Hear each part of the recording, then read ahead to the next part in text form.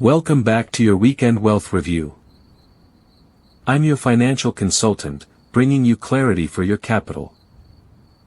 Last week, we broke down why chasing employer matches while carrying high-interest credit card debt destroys wealth faster than compound interest can build it. Today, we need to talk about your emergency fund. Specifically, how your traditional bank savings account is silently bleeding money every single day you leave it sitting there.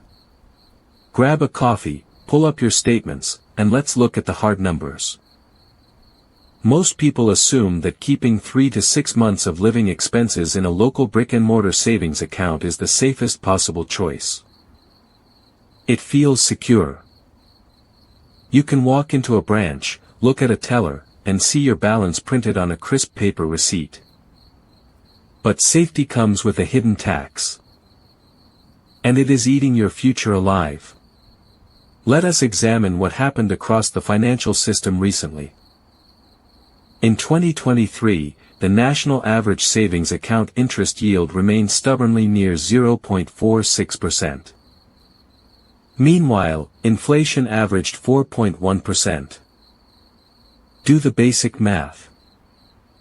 Your money grew by less than 0.5% while the cost of groceries, utilities, and healthcare shot up by over 4%.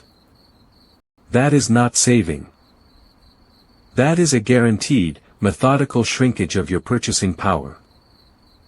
If you put $10,000 into a standard savings account at the start of that year, your nominal balance went up by a few measly dollars. But the actual amount of goods and services that $10,000 could buy shrank significantly. The bank paid you pennies while inflation took dollars right out of your pocket. Now, I know what some of you are thinking. You are thinking about the Federal Deposit Insurance Corporation. The FDIC insures traditional bank deposits up to $250,000 per depositor, per institution. That is a wonderful backstop against a bank failure. It means if your local regional bank closes its doors tomorrow, Uncle Sam makes sure your principal is fully returned to you.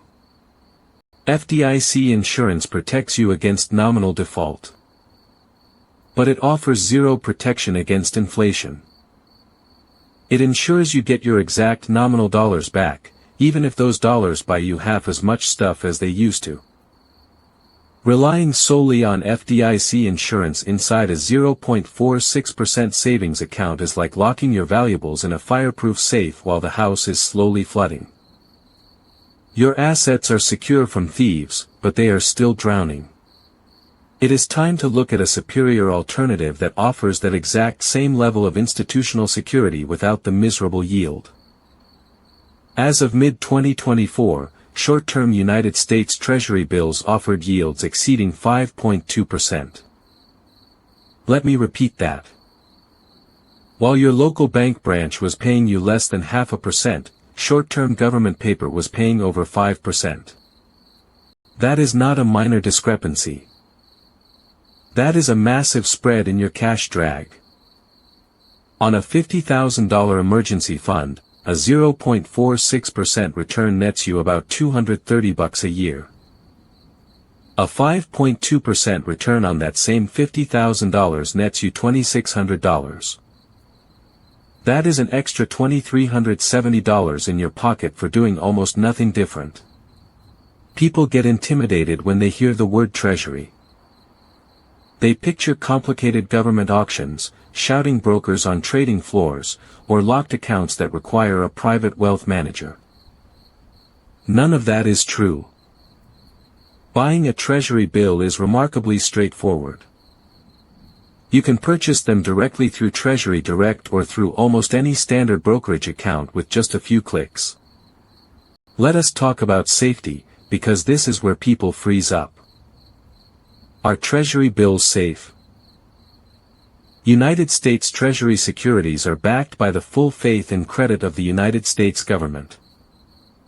That means their safety profile is comparable to, or arguably even stronger than, standard FDIC limits. The government prints the currency. They have never defaulted on a short-term bill. Your principal is as secure as the sovereign nation itself. Let us address liquidity, because your emergency fund must remain liquid.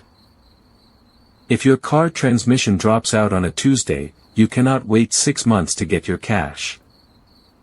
Treasury bills come in various short-term maturities. You can buy 4-week, 8-week, 13-week, or 26-week bills.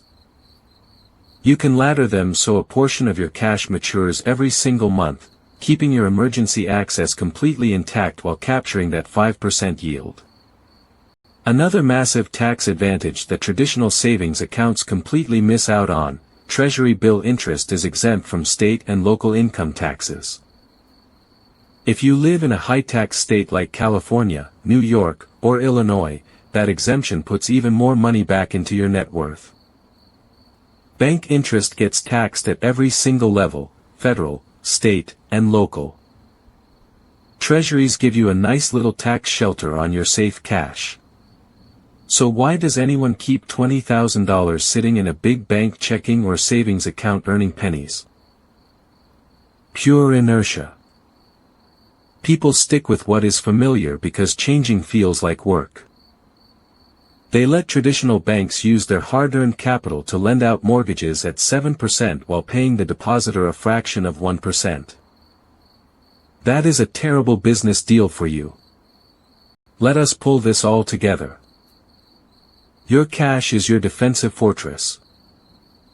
It protects you from job loss, medical surprises, and economic shocks. But a fortress built of rotting wood will not hold back a flood.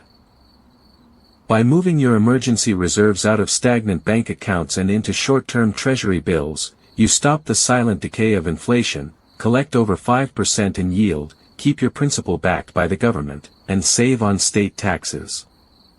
Before we wrap up, we need to look at the exact maturity schedule you should set up to maximize your liquidity before next Saturday's market shift. Next week, we are taking this a step further and examining how to automate your entire investment engine so you never have to think about asset allocation again. Stay disciplined, protect your downside, and I'll see you next Saturday.